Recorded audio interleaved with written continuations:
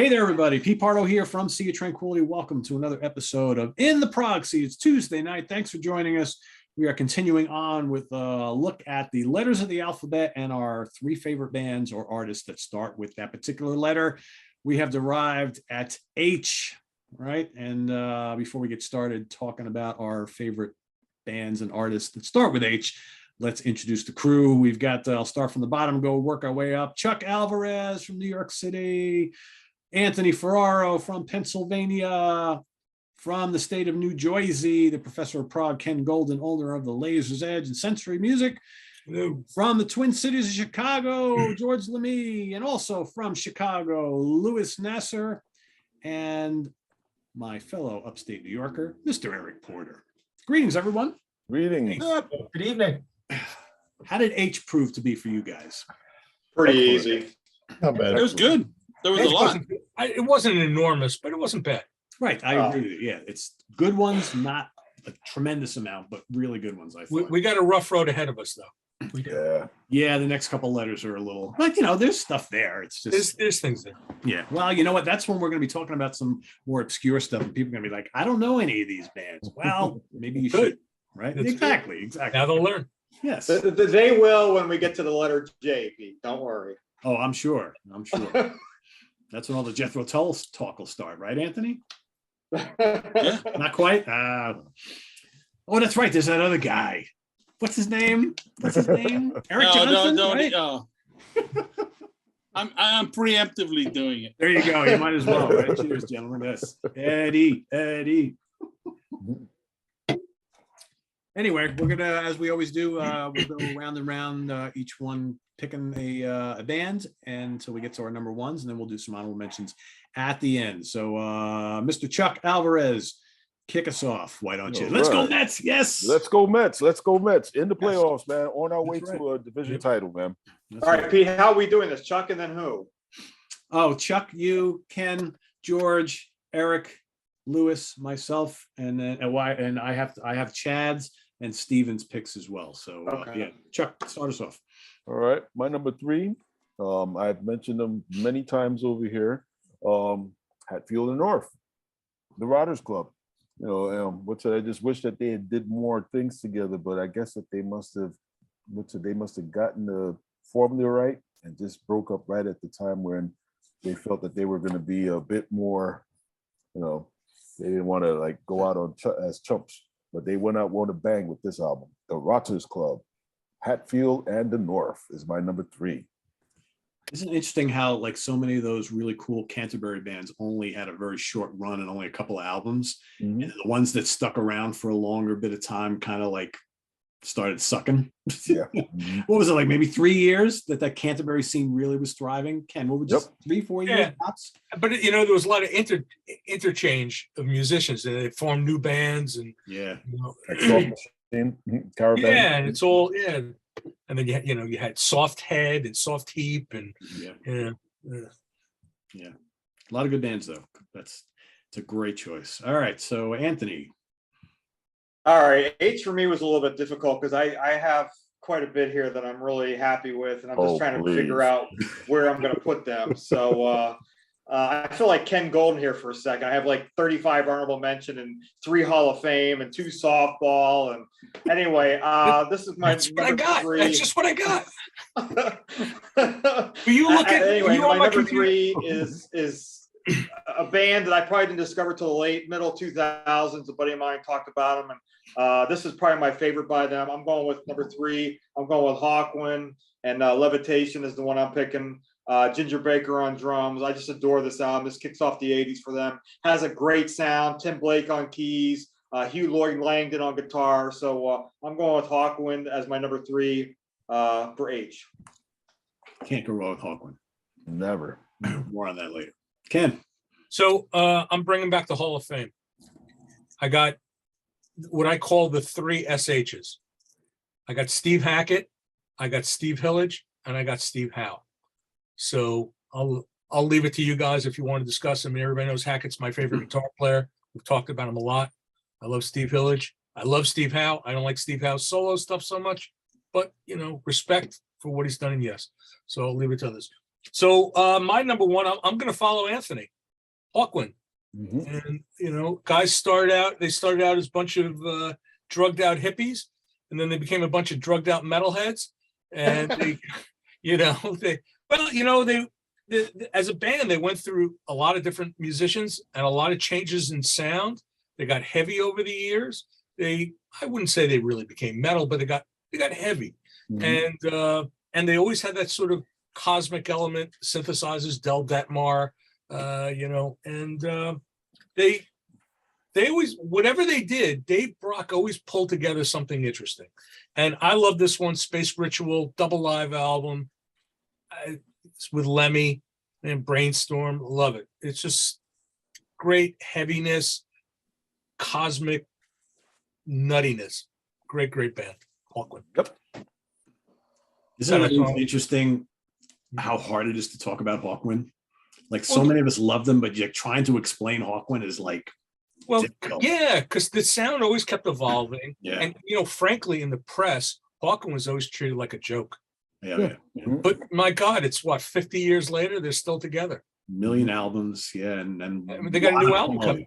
There's a new album coming out. It's crazy. It's like the other one just came out, right? It's like 2 Yeah, years. Dave Brock just keeps cranking them out. Yeah. And then you had the offshoots, you had the Hawk Lords, right? Hawkwards. Yeah, no, but Yeah. they were, they get a lot of shit, but man, they made a lot of great albums over the years. They really Those 70s albums, Warrior on the Edge of Time, Do Re Mi Fa Sol Latido. I mean, a lot of great, Hole in the Mountain Grill. That's all great shit. Yeah. It is. I have to admit though, when they played at the Airfest, I left. There wasn't enough weed for me to stay. Well, So I just left. Yeah, but Luis, like at that point, they were like a different band. I mean, they were. Yeah. So I didn't Yeah. know anything about them. I never heard the records. That was the first encounter. Was that? And I thought, all right, there's something I'm not getting. Oh, so you had never listened to them before seeing them live? No, that Oh, was it. Yeah, I don't And know. that was and I thought this is bullshit. As a matter of fact, the only reason I know them is because of this program. You started talking about them one day, and I thought, all right, let's go give it a listen. And then I discovered that Lemmy was them initially. Also, the fucking novelist Michael Moorcock. Moorcock, Yes. Michael yes. Moorcock, So it suddenly became really interesting, right? But what I saw on stage at Nearfest was a complete fucking joke. So at least it wasn't for me. So I just like. Did you ever read the Moorcock's books? Yes, the Hawkwind books. Yes, I've read the Hawk Moon. I read the Elric. I read the. Oh no, I'm not talking about that. I mean, Oh. he wrote. I think there was a trilogy of books. I have not read that. No. Oh, where Hawkwind were the characters. I only read the Elric books, and they're amazing. Yeah. I used to be a big Moorcock fan. So yeah, sure. There's Dorian Hawkmoon, Elric, and all. That's part of his Eternal Champion series. But he actually had, I think it was a trilogy of books, because he was basically like a part of Hawkwind, or like, he wrote a series of books where Hawkwind were the characters. That's awesome. They were like where they became superheroes. It was pretty fun. Oh my Dave god! Brock with his sword, right? Yeah, no, it was like more contemporary. I read them years and years and years ago. I mean, I read them like 40 years ago. They were crazy. Hawkwind they weren't even like psychic. They were the main characters. That's crazy. That's awesome. Yeah. I had no idea, but I got interested, and then I heard the records, and I realized they're pretty good. Yeah, this for me, this is like we always talk about Magma, the live albums being like the gateway drug. I know, but even Pete, you'll admit, of all the Magma albums, that's like the one to start with, right? Absolutely. Same thing for me, Space Ritual, because this has like an overview of their best material. And Hawkwind, man, they were a live band. They were great live Stacia, band. they had Stacia on stage. You guys know about Stacia, right? Stacia was. People don't know. Stacia was basically this very Zoftic Hausfrau who she used to like to get up on stage, take off all her clothes, and dance on stage. And she aged well. Mm-hmm. She was like their mascot. Yeah. Mm-hmm. Yeah, she was The mascot. She Nice was well endowed. She was very well endowed. Yes. Maybe not so much now. Now they kind of droop like beagle ears, but even still. George, what do you got? Legal ears, that's a good one. Number 3 is from Connecticut, 4 albums. Helmet and Gnats, Oh yeah. Yes. Yeah. Prague Fusion Outfit, quartet. Debuted in '96. They don't work fast. They only 4 albums since '96, but it's, all the albums are quality. This one's my favorite. Especially that one. Mhm. Excellent album. Excellent pick. I don't know what's called Time Slip because the way they chose to write it is retarded, but yeah. Early stuff's more Dregsy, then it gets a more Bruford-ish. They cover a lot of ground though, so definitely check them out. Helmet and Gnats. Yep. Great band. Especially All right, that Eric. album. I By the love way, that Eric, yes, this is my original Nearfest shirt from. It's 2001, right? Yep. Yeah. It's kind of like off color. It's weird. I've had it for so long, and I've admittedly washed it with colors a couple times too many, years and years ago. So it's got this kind of slightly pink hue from washing it with something that was red, but it's still in one piece. It happens, I wear it right. today. Yeah. And that was the porcupine tree year, right? Yeah. Okay. Chad will make you a new one. Yeah, he still has all the. Yeah. Well, good evening, gentlemen. Good evening. My number 3 is a U.S. band from Virginia, contemporaries of another age band that I'll be mentioning next go around. But I'm going with this Virginia-based band, however. Very unique.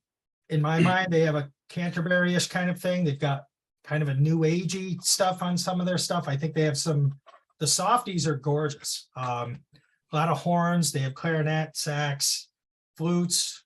I think there's a violin and cello in a couple of the songs. They get a little strange, a little quirky, but I love these guys. This is a band that I found probably through reading or early internet stuff as I was searching out things, but I think this is from the Kinesis label. But just a really cool, kind of quirky, jazzy, avant. They're kind of all over the place, but I've loved this record since I got it, and it's still one of my favorites. However, Sudden Dusk. Very cool. All right, Lewis. All right. So my number 3, I wasn't sure which record to pick because there's so many great ones, but I'm gonna go with Jonas Hellborg, Swedish bass player extraordinaire, and he recorded so many unbelievable records with Sean Lane that it's hard to pick one, and Sipe, the drummer. I chose Temporal Analogues of Paradise, but I could have gone with Personae or so many other ones. So Jonas Hellborg, if you guys are not familiar with this dude, I would highly recommend you get hip because it's unbelievable. Yep. Right? And the thing is, I saw him play live several times. And one time, Sean Lane had the electric guitar and he was playing on an acoustic bass. And he was killing. He was not buried, he just destroyed with a full acoustic bass. So, I know he's a Warwick endorsed artist and he's a very strange guy. But very intelligent. He posts very good things on Facebook. He's funny. He has that German sense of humor, or Swedish or whatever it is. Is he doing anything now? Is he But recording? he has is he recording what? Is he recording now? Is he doing anything? He hasn't said.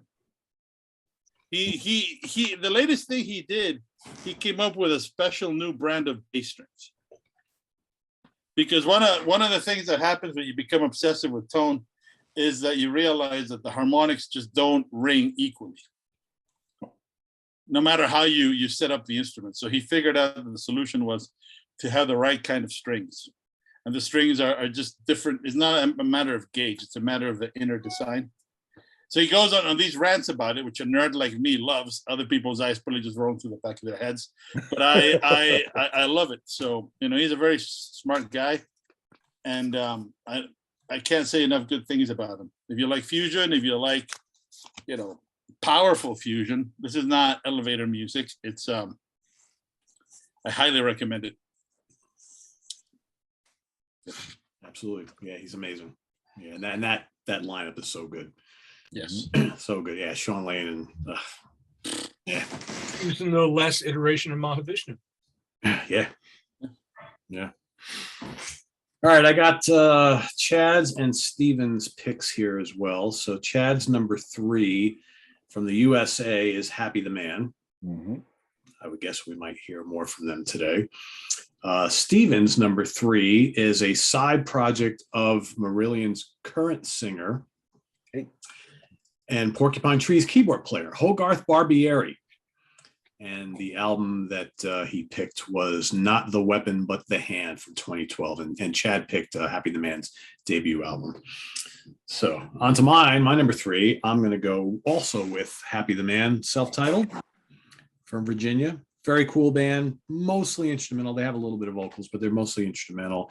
To me, I always thought Happy the Man was this little mix of like kind of Canterbury, a little bit of fusion, a little bit of Genesis, a little bit of Yes, a little bit of Gentle Giant. Very quirky arrangements, amazing keyboards and guitar interplay, and just really kind of charming songs, right? Not an overly aggressive band or hard rocking band at all, but really, really cool, sophisticated music. And, you know, either this or Crafty Hands, their follow-up, they're both great. All the Happy Man albums, the live albums, all that kind of stuff, all really, really good. So, yeah, that's my first pick for today. Back to Chuck. All right. All excellent picks. My number 2 is a UK rock and opposition band, Henry Cow, and concerts. You know, once again, you know, when you get to hear these bands playing live, man, you know, you get to hear these guys at their most exciting. If you can ever call forgive me, if you can ever call Henry Cow that, but it's an excellent album, man. An excellent album of a lot of their most popular songs. All broken up onto 3 albums, 3 separate CDs and so. And this one is my number 2, Henry Cow, Concerts. I have to admit, I've heard that band's name hundreds of times. I've never listened to them. Eric, you will not like them. You will not like them. No. And it doesn't even have, there's no vocals either, so. Nope. Yeah, you'd probably find some stuff to like in their catalog, but you'd have to have a lot of patience.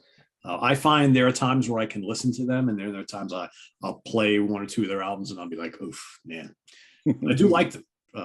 They're different. They're definitely different.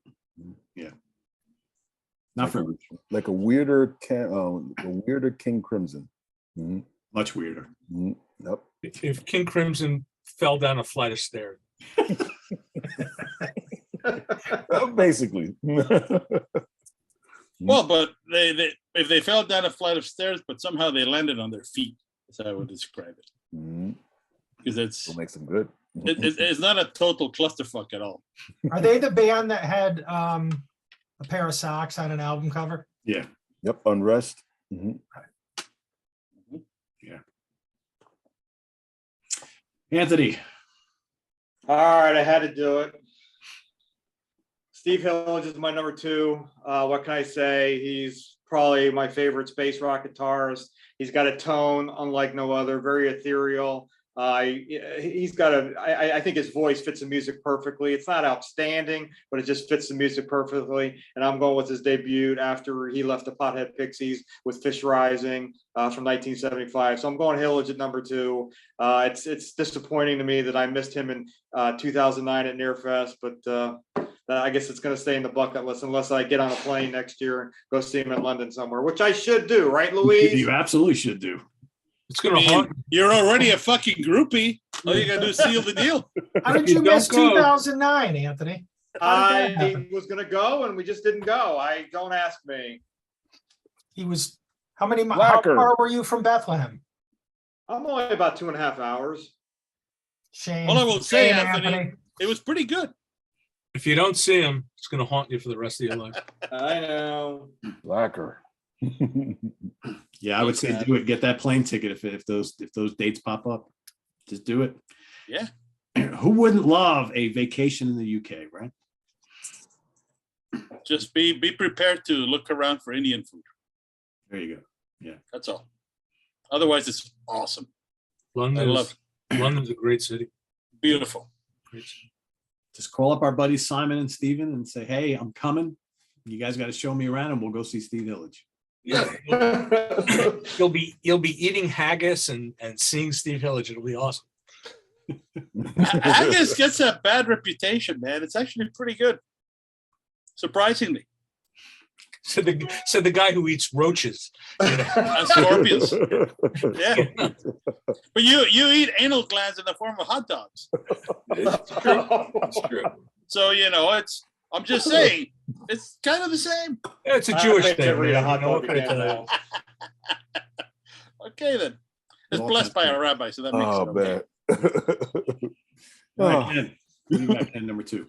All right. Well, I decided not to be the third person to pick Happy the Man, so I'm gonna do a swap out. So my number 2 choice, a band from Germany, Holderlin. So Holderlin started out as a folk band, really, like with a female singer. Holderlin's Traum was the album. Hold on, I got a spam call coming. And that was interesting. And they started out as they were called Holderlin's Traum, female singer, and they gave her the axe. And the band evolved into a symphonic rock band, a lot of violin, tons of mellotron. You like mellotron, boy? This is the band. Vocals, they vary. I particularly like this one, the double live album, Live Traumstat. The vocals, to me, in a weird way, they always kind of reminded me a little bit of Ray Thomas from the Moody Blues. It was the Nops Nopany, the violinist. They're a very good band. And then right after this one, Eddie Schicka from Schicka Fierce Froling joined the band, and they came out with an album called New Faces, and they sucked really bad. So, you got to stick to like Rare Birds, Clowns and Clouds, the self-titled, actually, Holderlin, Clowns and Clouds, Rare Birds, the live album. Beautiful symphonic rock from Germany, English vocals, lots and lots of mellotron, violin, guitar. Good stuff. Holderlin. Is it fair enough to say that they're a mix between the Moody Blues and the Strawbs? Yeah, that's not. I never thought of them that way, but I could see that. That's It's why I saw them. very melodic, especially in the live one. The songs really stretch out to like 12 minutes. There's some nice jamming. The music has a good flow to it. And like I said, I'm a mellotron freak. Everybody knows that. So I always kind of gravitated towards that band. I think Rare Birds and Clowns and Clouds are very underrated. Excellent. Yep. Yeah, Rare Birds is the only one I have. That's quite good. That's an excellent album. It's good stuff. But they made New Faces that sucked, and then one called Fata Morgana, which made New Faces look like a masterpiece. And they actually not that long ago reformed with a new lineup, and they put out a live DVD, which I think we sell still, and it was actually pretty good. So they were faithfully doing some of the old stuff. So it was kind of nice.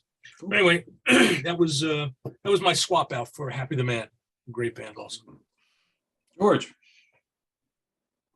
Number 2 is from Stephen Reedland, the UK. Haken. 7 albums, debuted in 2010, and ever since then, to me, they're the standard bearer of prog rock / prog metal. Nobody does it better, more consistently.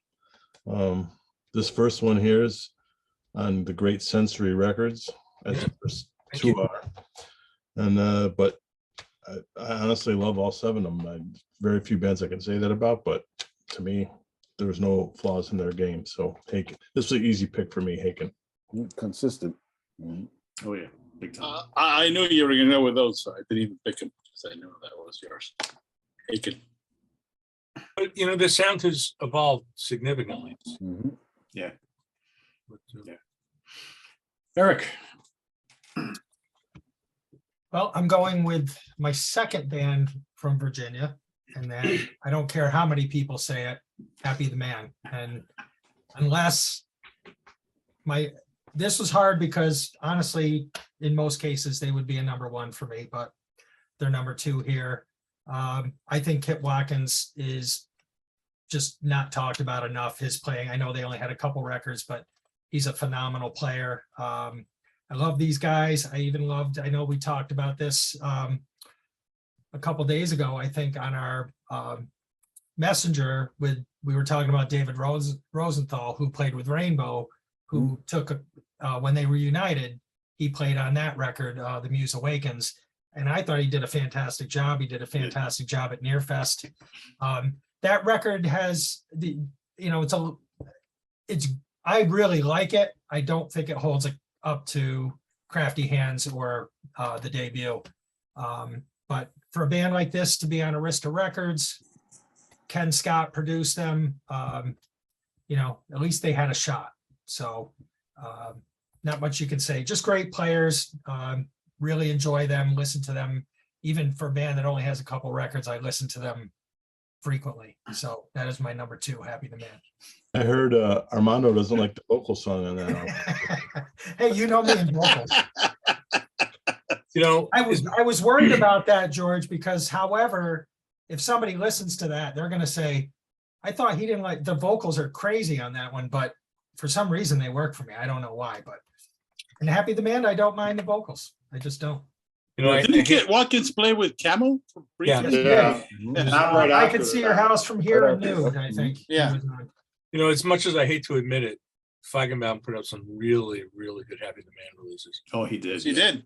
Oh, I've got those, the one from Cuneiform, I think Beginnings, right? He did Yep. that one. That was with Cliff Fortney, the Yep. original vocals.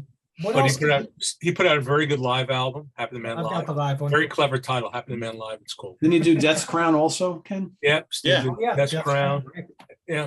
Yeah, those are all really good. Underrated, man. That's Will somebody tell Steve that I said nice things about him? Are you familiar with Oblivion Sun? Yep, I've Yes. got those. I've got Pedal Giant Animals. I think Frank Wyatt did that. It's escaping me, but Wyatt did something a couple years ago too. Yeah, not long ago. Yeah. Yeah, I've got pretty much everything you can get that is in the family. Muse Awakens, I thought was a disappointment. I like it. I do like it. Compared to those first 2 albums, Oh yeah, of course. But those are classics. Yeah. well, but they had how many decades to make it? And This is just something I read that maybe Stan wasn't as into it as for some reason. I don't know that him and Rosenthal clicked all that well, but I can't say that for sure. I thought I read that somewhere that Stan was a little tough to work with on that record. it's a little too limp-wristed for me. There's some lightness to it. Yeah, I would agree. there's some good material on it. Yeah, I think Happy the Man were a couple of years too late to the scene. I think they released those first 2 albums in 72, 73. Might be talking a different story here, but by the time they came out with those 2 Arista albums, prog was kind of already falling out of favor with the mainstream, unfortunately, as great as they are. Lewis. Well, I have to have some more love for King Crimson falling down the stairs and sticking the landing. Number 2 is going to be Henry Cow, Wow.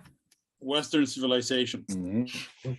This is not an easy listen, but Chris Cutler, Fred Firth, this is quality.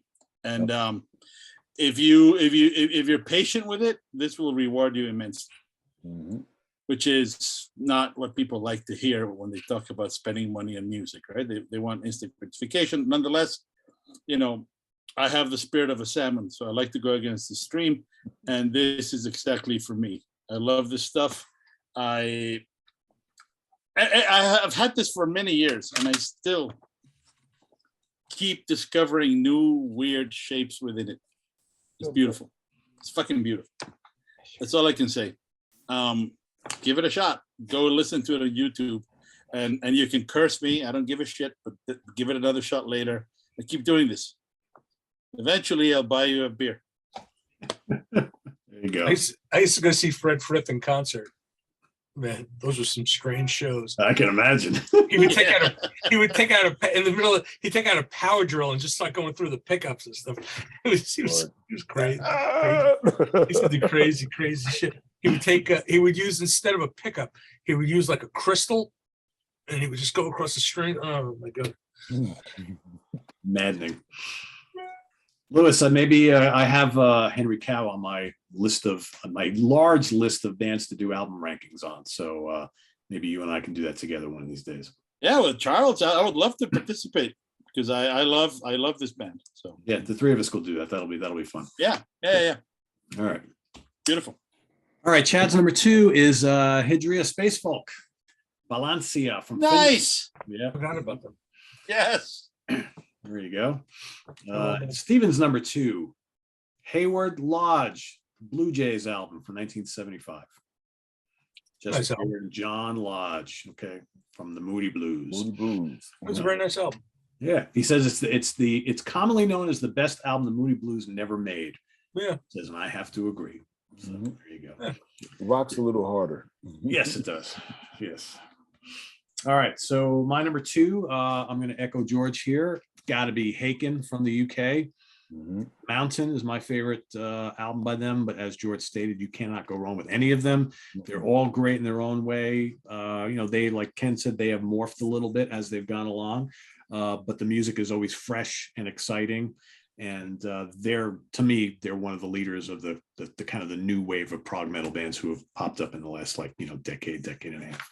So yeah, Haken the Mountain. If you haven't listened to Haken yet, what are you waiting for? Mhm. It's proggy, it's heavy, I always hesitate to call it prog metal because it's right in the middle, right? It's Not the last two. Yeah, not the last two. The last two are heavier, but like early on, it's not quite like Symphony X heavy, but it's kind of Dream Theater heavy, but at times not as much so. But yeah, on the last 2 albums, they've got a heavier, darker edge now, which is cool. But man, if you love shredding guitars and great complicated arrangements and wonderful keyboards, and they got a really original singer, Haken is the band to check out. Pete, the mountains the one that has Cockroach King, right? Yes. And what's great about them is all those interlocking vocal melodies, all those counterpoints, Very well which is done. kind of they're not quite as angular as Gentle Giant, but they're tricky and they're very clever. That was So like their Yeah. homage to Joe. Yeah, Yeah. but it's done tastefully. I think it's not a ripoff. It's nice. Plus, live they're so much fun. Oh yeah. Oof. So good. All right, Chuck, number 1. Well, my number 1 was going to be quite easy. If anybody didn't guess, I wasn't going to pick Steve Hackett, but I picked this one over here. I picked his live archives. What's it from? 2 from 1970s. And what's that? Then there was one from the 80s, and then the one from the 90s. Live, you got, especially after he left Genesis, and so you got to hear how well, music that he composed very well. His guitar playing was always excellent. I wouldn't say that he's the greatest singer around, and so, but at least he was able to hold a melody, but it's really about his guitar playing, and on here there's a lot of great songs. The only bugaboo about this is the 80s is a bit murky, but still, which I think it's consists of most of the music from Cured. But it sounds very well, the music sounds very well done. Ian Mosley's playing on drums there. But once again, my number 1 is always going to be Steve Hackett, and it's the live archives. Cool. Anthony. Mine too. I'm going with Steve Hackett. He's my all-time favorite guitar player. This is the Spectrum Mornings album where his ex-wife Kim Poor did the artwork, and this is the first album that he actually had a band and went out and toured with Peter Hicks on vocals. And I think Hicks's vocals fit the music perfectly. So I'm going with the man, the myth, the legend, Steve Hackett, number 1. The Ballad of Decomposing Men. No. It's fun. All right, our center square, Ken. All right. Pete, in the Q&A last night, I alluded that I was going to take us all into the Phantom Zone tonight. You did. So we often talk about jazz rock, and we talk about rock a lot, but we never talk about jazz. And for my number 1 pick, I'm going to talk about somebody that to me is one of the most important figures in the contemporary jazz scene. He's a British trumpet player. His name is Matthew Halsall. Yes. Mhm. And I love Matthew Halsell's music. This guy's music really speaks to me. I listen. Most people may not know this because they know I listen to a lot of prog rock, but I probably listen to about as much jazz as I do on a daily basis as I do, prog and fusion and what have you. The British jazz scene right now is really where it's happening. It's really exploding, and a lot of it are centered around a bunch of musicians which are doing a contemporary version of what's been labeled spiritual jazz, music of John Coltrane, Alice Coltrane, Pharoah Sanders. And so we're talking about contemporary artists. There's a group called Maisha, another group called Levitation Orchestra, Nubia Garcia, Sarathi Korwar, Tamara Osborne, Chip Wickham, Nat Birchall, and Matthew Halsell. Matthew has his own label called Gondwanaland Records, and he is a great trumpet player, bit laid back, but his music really does embody spiritual jazz. It's like, if you can imagine, like kind of blue Miles Davis mixed with Alice Coltrane, Patadi Al-Duad, Great album. with maybe a little Pharoah Sanders in there. Mhm. Nat Birchall, the great sax player, British sax player, was in Matthew's Gondwanaland Orchestra. Chip Wickham, who just put out a new album, great flute player, also played. So you can imagine these sort of large-scale ensembles, which have harp, sax, trumpet, flute, very, very sort of cosmic. A lot of it isn't just about the notes. It's very good playing, but it's not just about the notes. It's about the space between the notes. And it's music that demands your attention. It's very melodic and it's got an incredible flow to it. And, I call it late night sex music. And this is, you put this album on, put this on for your wife or girlfriend, shoot me an email the next day, tell me what happened. And he has a great body of work. He just came out with a new EP, which I just picked up. He put out a great double album 2 years ago called Salute to the Sun. And then because of COVID, he couldn't tour. So he did what some of these other bands have been doing. He performed it live on stage with no audience, and he streamed it. So he released that as Salute to the Sun Live. Just really transcendental music. Also happens to be fantastic reference recordings. I played this. This one is called Fletcher Moss Park. I had a bunch of my audiophile buddies over, and they had no idea what it was. I put it on. We weren't even done with the side, and all these guys were on their phone ordering it. He has miserable distribution over here. You could probably pick up a lot of his stuff from Dusty Groove Records in Chicago. Well, like I said, I wanted to talk about something different because this is a guy that I think is really important, and I wish he would play in the United States. Matthew Halsell.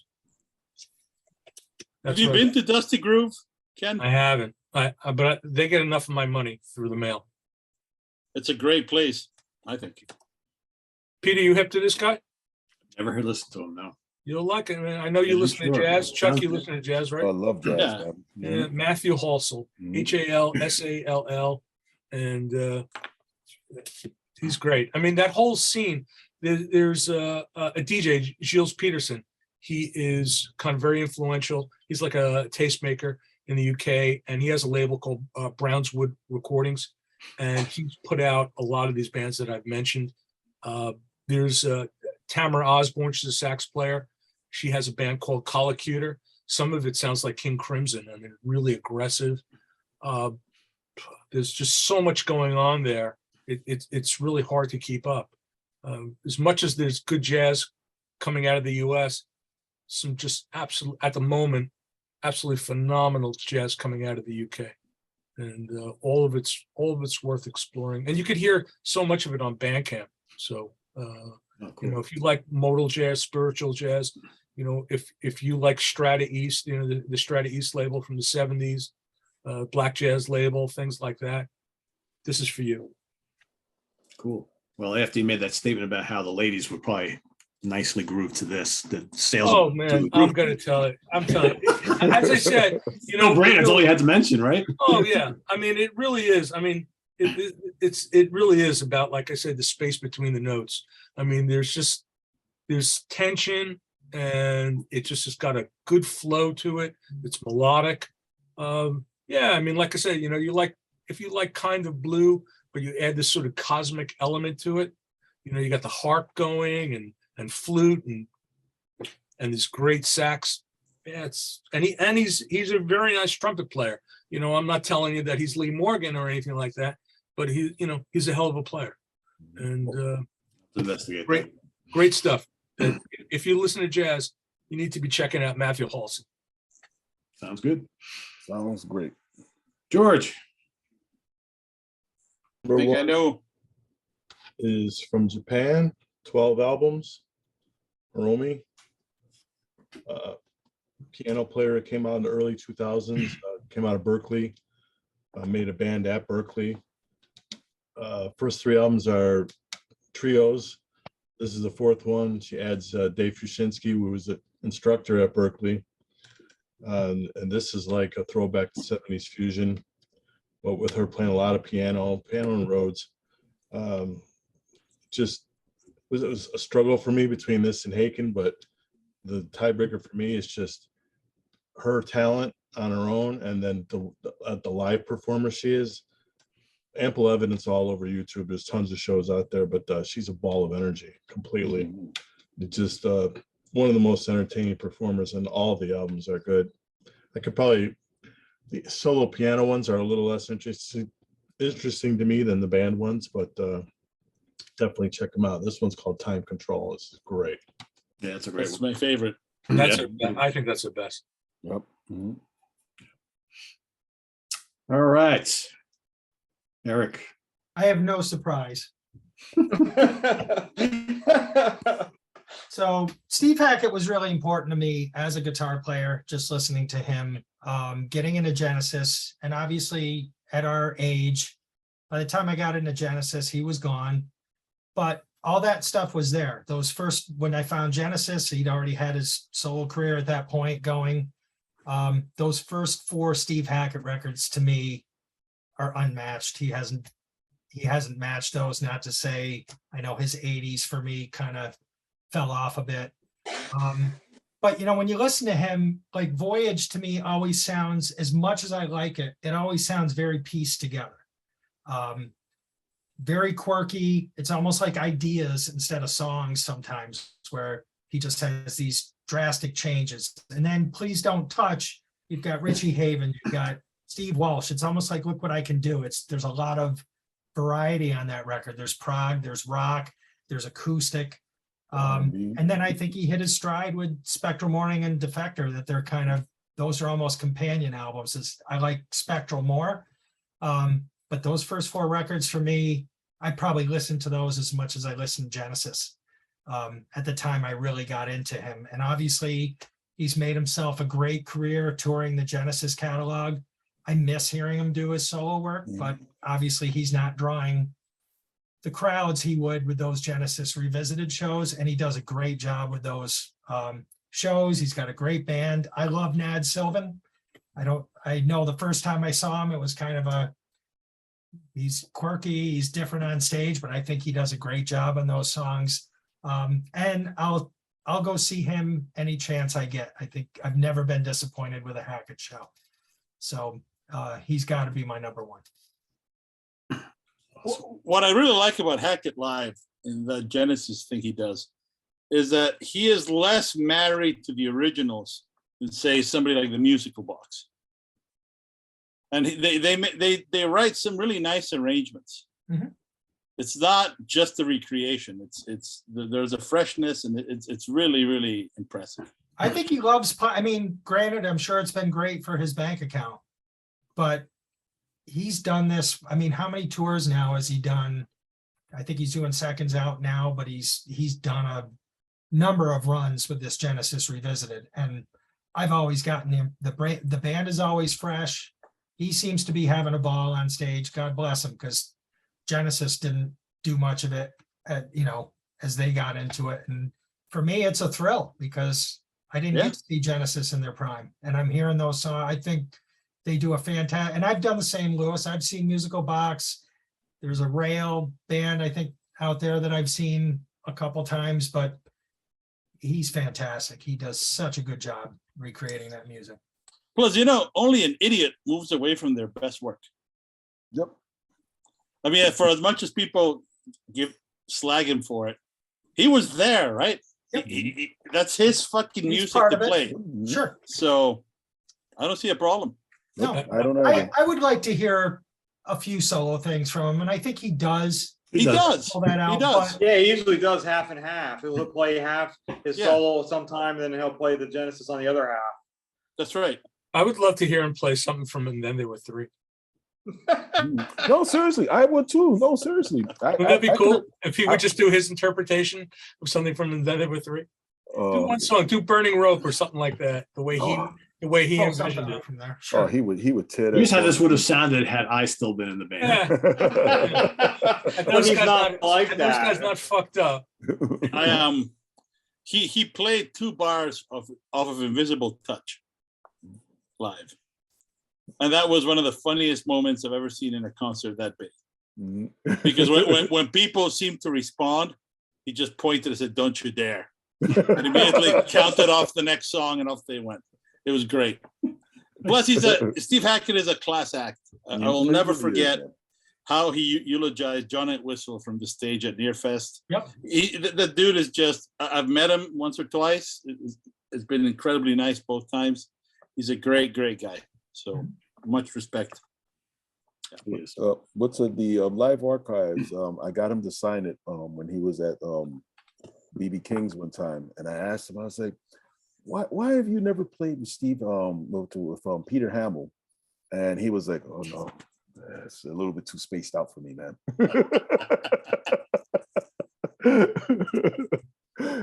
Well, he should know they toured together so many times back in the Exactly. early 80s, right? Yeah. But he says he gets along very well. He just said that music is just too spaced out for him.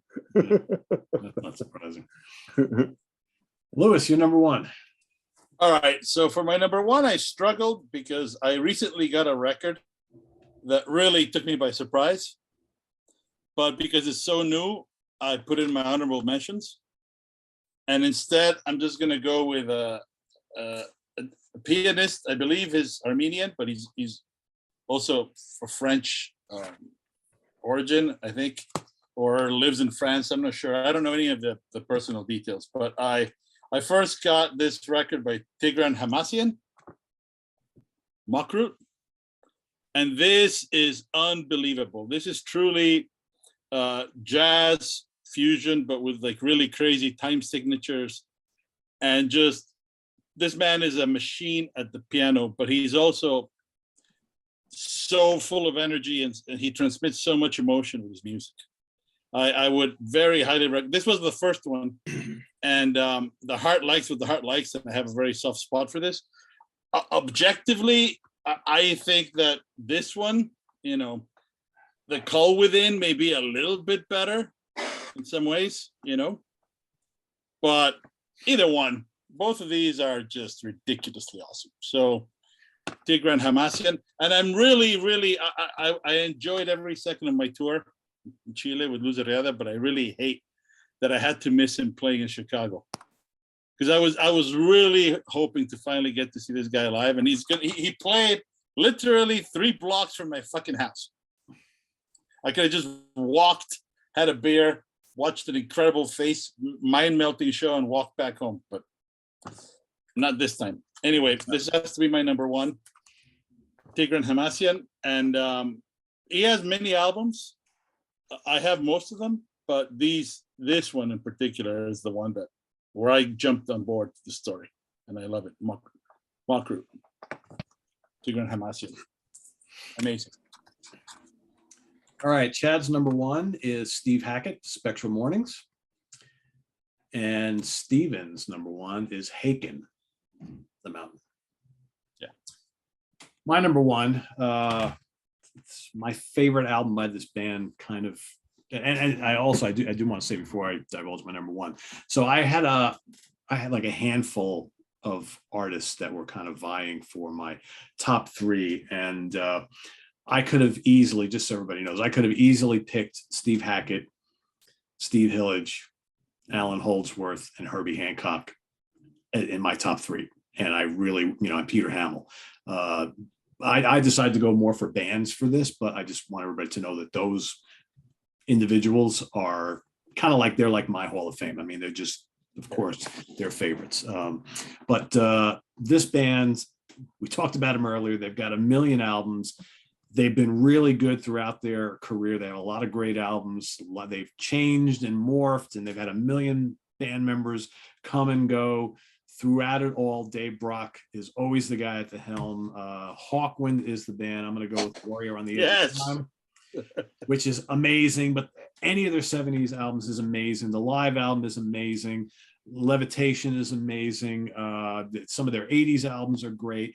A lot of their more recent albums are really strong as well. I mean, Hawkwind have just been, they've got a formula. They keep doing it. You either love them or you don't. I know lots of people who are like, Hawkwind, just don't get it. And I didn't for a long time either. I didn't start getting into Hawkwind until like probably the mid late 90s. But I just find, a lot of their music just so intoxicating. Like Ken said, it's like they're kind of heavy, but they're not. You get the big throbbing bass, occasionally these repetitive heavy riffs, all these spacey synths and the weird vocals. And then, you early on, you got treated horns, saxophone, right? It's just like it, at times it doesn't make any sense, but that's Hawkwind, right? It's just like this crazy cacophony of sound. And I've seen Nick Turner and his band live a couple times. They're a blast. I mean, he just basically does all Hawkwind stuff, and his albums, Nick Turner's albums are really good as well. He's got a bunch of solo albums. And so, yeah, it's a weird kind of history. There's so many offshoot bands, and it's just really good. I love Hawkwind. So they're my number one. Pete, the way you were describing it leading up to it, I thought you were talking about your other favorite band, Hagma. So Hagma? Yeah. That's I a lot almost of picked records. them. I know you're talking about changing lineup, live album. I thought, Hagma. Yeah, sure. Yeah, Hagma. There you go. Threw me a curveball there.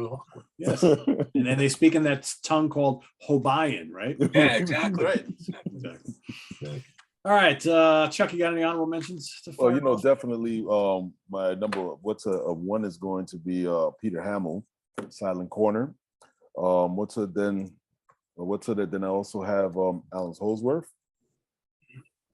Yes. Metal Fatigue. Herbie Hancock, Thrust. And then last is Fish Rising, Steve Hillage. Yeah. Those are my picks right there, man. Awesome. Anthony. All right, I got 4. I got the Steve Howe album from 1979. It's a huge fave. I adore this album. It was tough not putting him in my top 3, but the first Jan Hammer's debut solo album after leaving my Vishnu, the first 7 days, absolutely gorgeous. One of my favorite drummers, Gavin Harrison with Ulrich, very Crimson-esque. This is from 2007. The album's called Drop. Fantastic, very Crimson-esque. So King Crimson fans, seek it if you want to check this out. And last but not least, this person was in the studio with Pink Floyd at the same time, so that's why he got to appear on Have a Cigar. Roy Harper's HQ from 1975 with Bill Bruford on drums. Good album. Cool. Nice. Ken. All right, I got a bunch of things to hold up. Might be missing a few. I'll do it alphabetically. I got Haken, right? I don't have a Jan Hammer the first 7 days to hold up. Anthony held it up. I got Peter Hamill, of course. Band from Texas put out a few pretty good albums called Hands. Sort of like and they were kind of like a Gentle Giant influence. Tall. There's a lot of tall in there too, I think. And Kansas. Good band. Yeah. Where'd he go? He went out of order. Uh-oh. Bo Hansen. Bert Carlson is going to comment about Bo Hansen. Yeah. Like that with this $2.99 sound sticker that I bought about 30 years ago. So Bo Hansen, he was kind of like the Swedish Mike Oldfield, and he had a band, Hands. Hanson and Carlson, great keyboard player.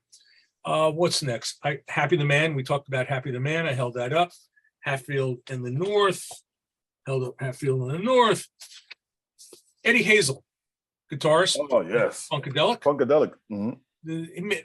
This was, as far as I remember, this is the only studio album that Eddie did as a solo album. Got all the Funkadelic guys are on here. Mhm. George Clinton co-produced it with him. Mhm. It's got Tiki Fullwood. Everybody's on here. Mike Hampton, all the gang. Gary Scheider, great. Actually, really good solo album. Mhm. It really is.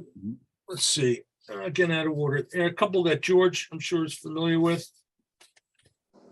British jazz rock band, fusion band called Head. This one is called Red Dwarf. They made 3 albums. And if you have to ask how much they go for it, you can't afford them. They're stupidly expensive. Another band from Germany, Headband, another fusion band. Very good. Then we had Helden. Mhm.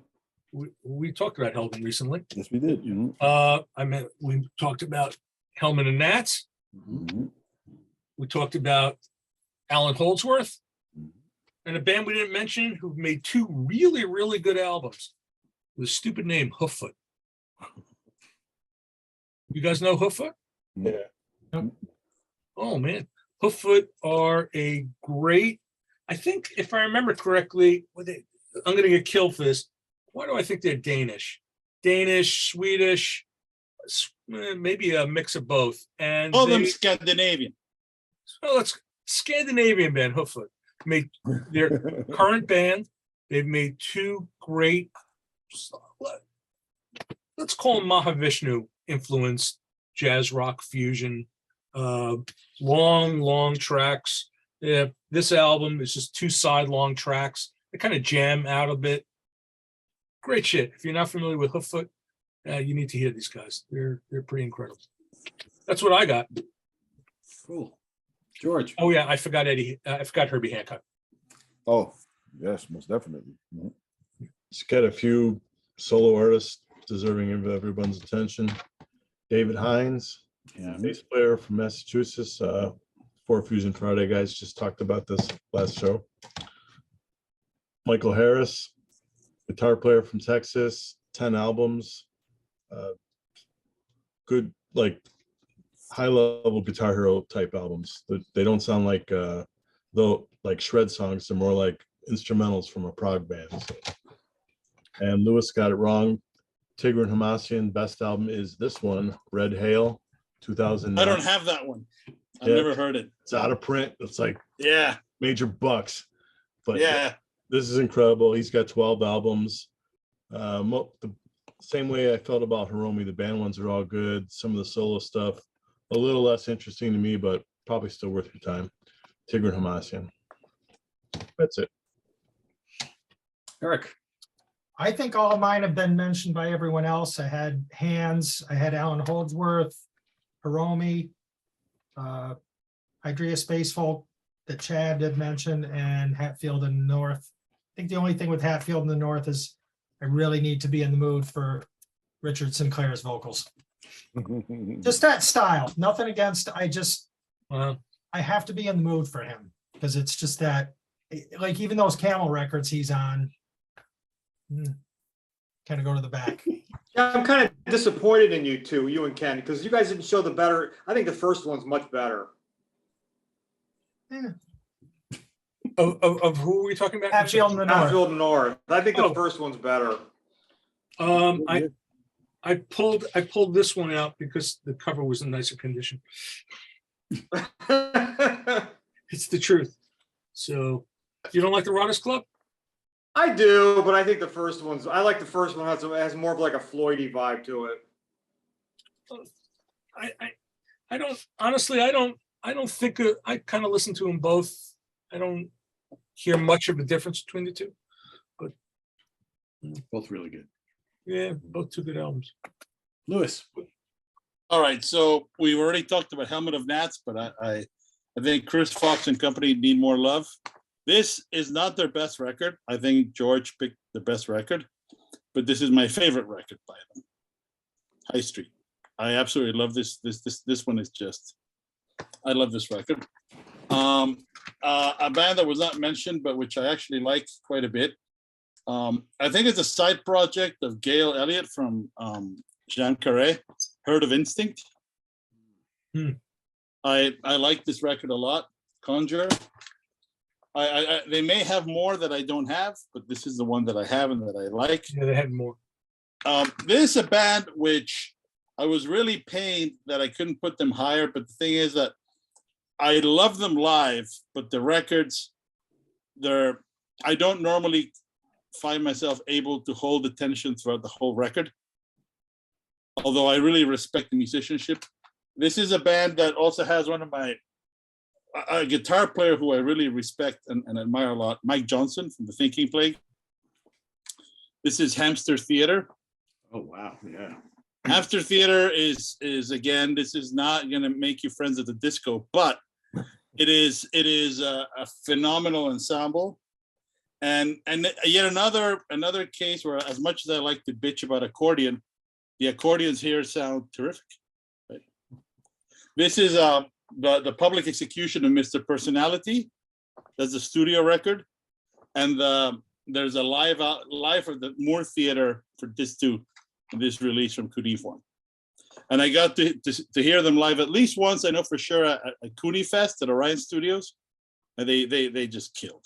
These guys are amazing. So, but the studio records, for some reason, I just can't finish them. I love them, but 3 or 4 songs, and then I have to move on to something else.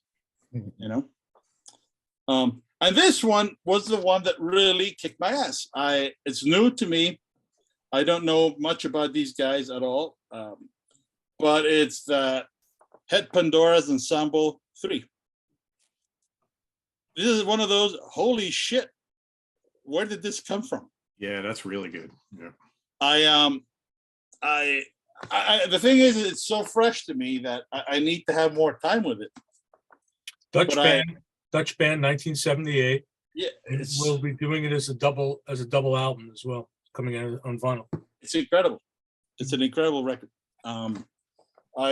I can't say enough good things about it. I still, it's like one of those things when you hear something and it takes you by surprise that it's so good that you feel like you have to, all right, just chill the fuck out, let it breathe, and then come back to it again, and then go through your emotions. I'm going through my emotions, but every time I listen to it, I like it better.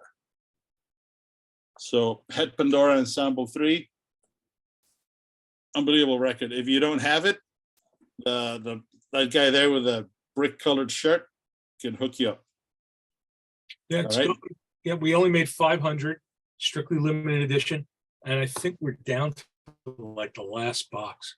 Finally, Don't sleep on it, because Discogs is going to be having a fucking, people are going to be selling these for a lot of cash later, and this is worth every fucking penny. This is a great record. Yep. All right. Chad has as an honorable mentions. Hold on. I have Stevens open, so let me do Stevens first here. Let's see. Honorable mentions. Hex, HEKZ, UK progressive metal band. The album is Saris from 2014. Also, he's got Headspace, I Am Anonymous from 2014, a UK progressive supergroup. As for Chad, where did he go? Here we go. Honorable mentions. Oh, he's got a lot. Oh my God, he's got a lot. Jesus. All right. So yeah. All right. I'm just gonna go find stuff that have not already been mentioned because he's got a ton. Let's see. Halloween from France. Le Festin is one of his picks. Hamster Theater. He's got Hands. He's got Harmonium. Les Cinq Saisons from Canada. It's a great pick. Hamadryad, Conservation of Mass from Canada. High Wheel, Back from the Void from Germany. Henry Fool, self-titled from UK. Half Past Four, Rabbit in the Vestibule from Canada. It's a good one. Love those guys. Heart of Cygnus from here in the US. Over Mountain, Under Hill. Hypnos 69, Legacy from the UK. they were good. Hori Coin, Juano Paturi. Oh, Hori Coin, yeah. Those guys are amazing. Yeah. And last from the UK, Michael Hunter. The album is River. So that's from Chad. And of course, we will list all of these in the comments section. Let's see. Do I have any that have not been mentioned here in mine? High Tide. Mhm. Yeah. Happy Family from Japan. Hmm.